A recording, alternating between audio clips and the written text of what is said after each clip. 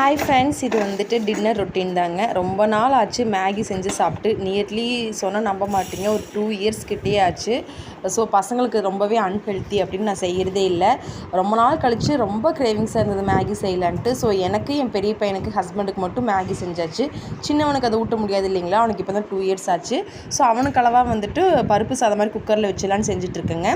கொஞ்சமாக 1/4 டம்ளருக்கும் கம்மியாக அரிசி, பாசிப்பருப்பு, சீரகம், மிளகு, வெள்ளைப்பூண்டு, சின்ன வெங்காயம், ஒரே ஒரு சின்ன தக்காளி, உப்பு, லைட்டாக வந்துட்டு பெப்பர் தூள் சேர்த்துக்கிறேன் காரத்துக்கு.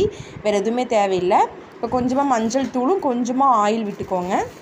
ஆயில் விட்டுட்டு உப்பு தேவையான அளவு சேர்த்திக்கோங்க. சேர்த்திட்டு தண்ணி வந்து நம்ம எப்பயுமே ஊற்றுறத விட கொஞ்சம் தாராளமாக ஊற்றிட்டு சிம்மில் வச்சுட்டு ஒரு 4-5 விசில் விட்டு வெட்டுருங்க. அப்போ தான் வந்துட்டு சாதம் நல்லா குழஞ்சி வரும். குழந்தைங்களுக்கு கூட்டத்துக்கு நல்லாயிருக்கும்.